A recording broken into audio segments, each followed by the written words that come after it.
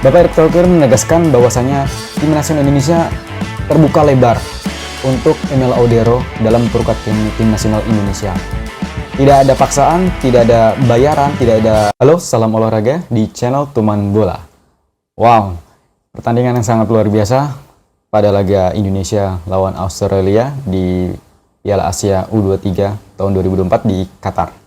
Oke, pertandingan pertama untuk kemenangan perdana melawan Australia ini memang sangat bersejarah bagi Coach Sintayong, bahkan tim nasional Indonesia U23, karena memang ini awal dari permainan kita untuk memasuki Piala Asia U23 pada tahun ini.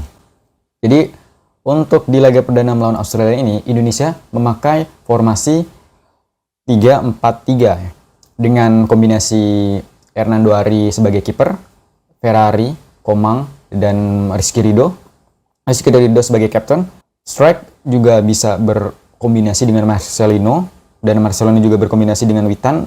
Tetapi untuk Marcelino ini dia fleksibel ataupun bisa pemain yang freestyle ya, bisa di attacking midfielder ataupun attacking defender, dan juga bisa menjadi winger attacking ya, ataupun sayap kiri maupun sayap kanan dalam penyerangan gitu.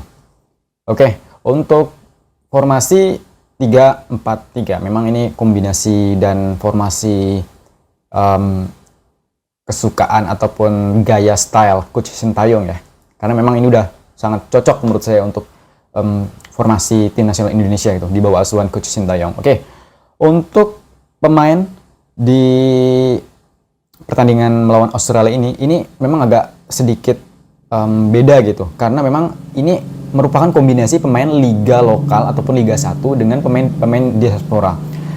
Kita coba untuk melihat kombinasi pemain Liga 1 ini. Jadi pemain Liga 1 di tim nasional Indonesia U23 melawan Australia kemarin ini starternya ini ada 7 pemain Liga 1. Yang pertama ini ada Muhammad Ferrari tentunya, Komang Teguh, Rizky Ridho, Witan Sulaiman, Fajar Fatur Rahman, James Kalishoyer, dan Hernando Ari sebagai kiper. Untuk pemain diaspora ini ada 4 orang yang starter sejak awal. Ini ada Rafael Strike, Pratama Arhan, Nathan Cho, dan Marcelino Ferdinand. Menurut Coach Sintayong, pemain Liga 1 saat ini memang sangat berkembang pesat ya dalam beberapa bulan terakhir untuk mengarungi kompetisi di di ajang turnamen internasional, khususnya untuk tim nasional Indonesia. Memang ini ada perkembangan yang cukup signifikan, dan Coach Sintayong juga memuji kualitas pemain Liga 1. Untuk itu memang pemain Liga 1 khususnya untuk pemain-pemain muda harus terus asah kemampuan, skill, mental, tingkatkan porsi latihan, jangan malas-malas latihan, dan tentunya daya juang ataupun fighting spirit harus dilakukan sepenuh hati ya, 100% harus dikejar gitu loh, dilakukan. Nah, untuk di babak pertama memang kita permainan lawan Australia ini seimbang. Memang ada beberapa peluang yang sangat-sangat membahayakan gawang Indonesia, termasuk itu penalti ya.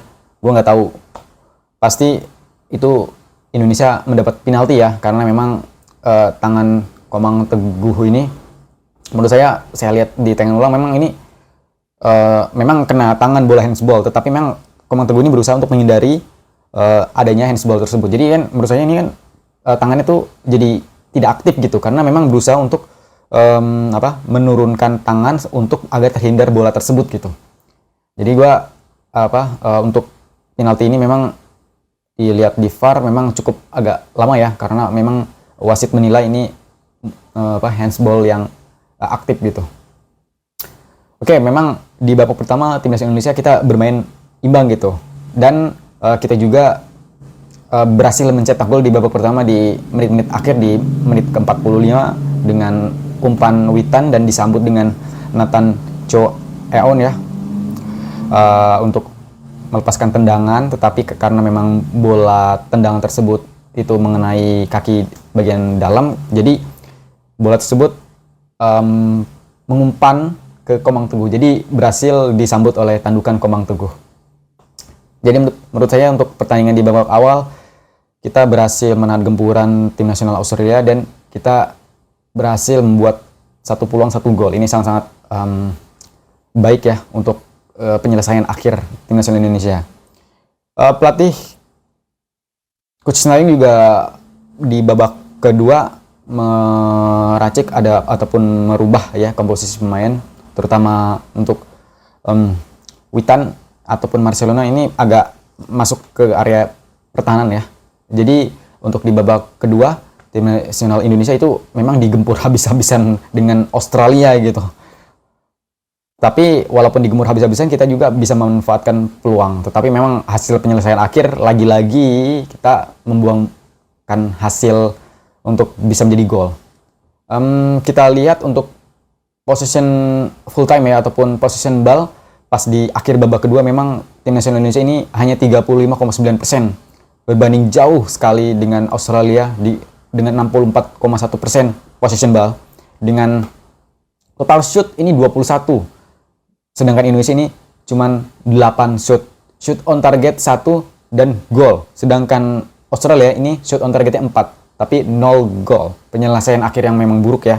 Dengan kartu kuning kita itu ada 2. Terus untuk pelatih Australia memang memuji ya penampilan Hernando Ari yang berhasil digempur habis-habisan, tetapi memang juga pelatih Australia juga tidak memuji pertahanan kita ya, karena memang pelatih Australia untuk pertahanan tim nasional Indonesia sebagai defender ataupun back itu pelatih Australia memang mengatakan back kita tidak terlalu bagus ya dalam intercept ataupun mengamankan bola, tetapi memang kiper Hernando Ari ini dipuji habis-habisan dengan pelatih Australia.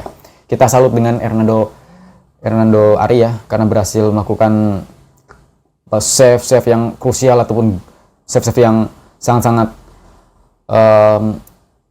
bagus sekali, menahan penalti ataupun menahan gempuran shoot dari Australia.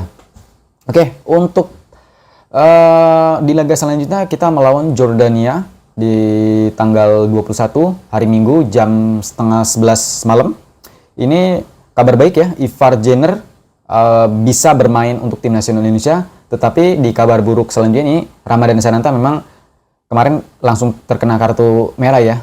Jadi kalau terkena kartu merah langsung itu 2 kali pertandingan tidak bisa bermain, dan bahkan ini didenda dengan 1.000 US dollar ataupun 16 juta rupiah.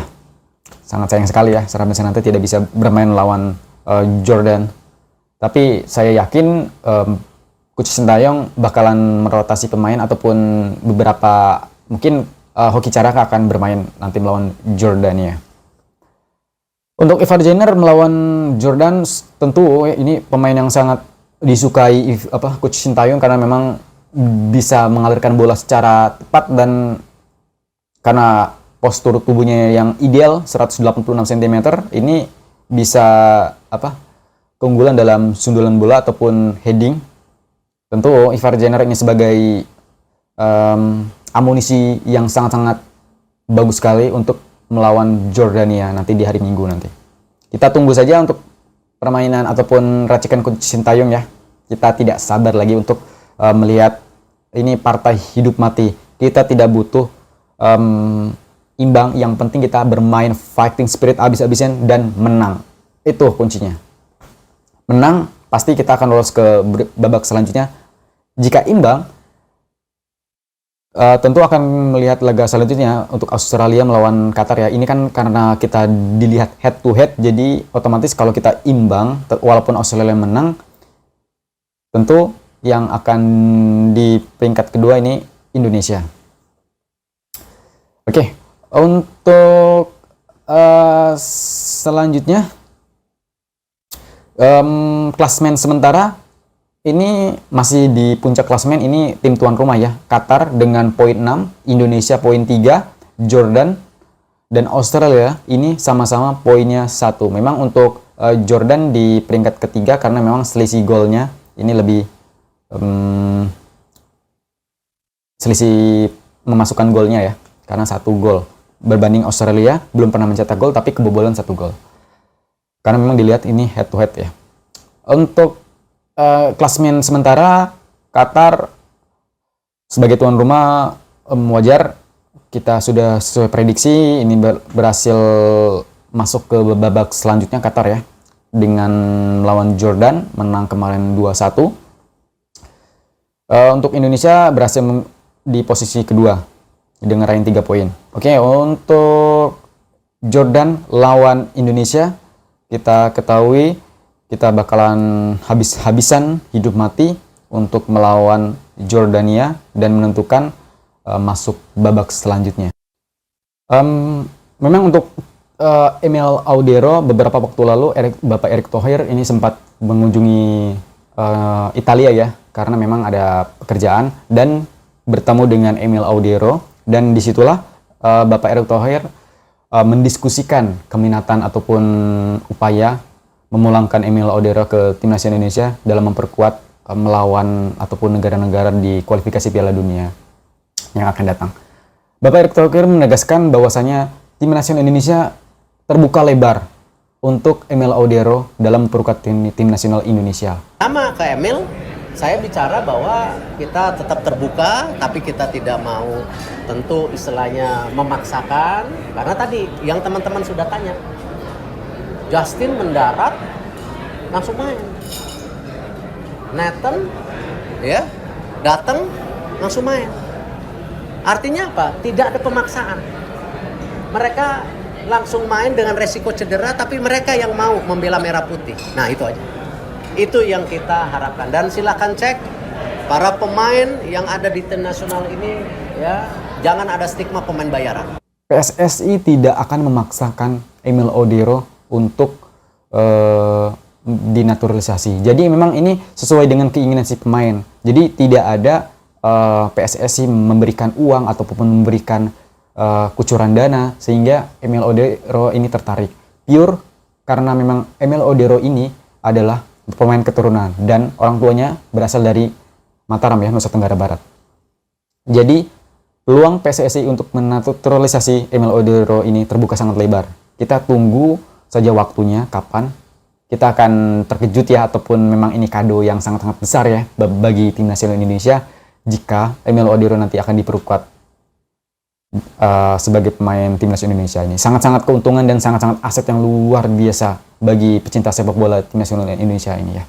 Saya tidak sabar ya, karena memang terlepas dari pemain-pemain kiper, contoh untuk Martin Paes, memang kita juga belum dengar lagi informasi di pengadilan arbitrase ya internasional ini sudah sampai mana. Tetapi yang jelas kita doakan semoga pengadilan ataupun tahapan-tahapan untuk naturalisasi Martin Paes ini berjalan lancar dan mulus. Untuk semua pemain tim nasional Indonesia, kita harapkan melawan Jordania kita bisa meraih poin penuh. Kita berikan doa dan dukungan pada tim nasional U23 yang akan bermain di Piala Asia melawan Jordania, partai hidup mati. Oke, mungkin itu saja yang dapat saya sampaikan. Kurang lebih saya mohon maaf. Kita bertemu di lain video berikutnya. Bye-bye.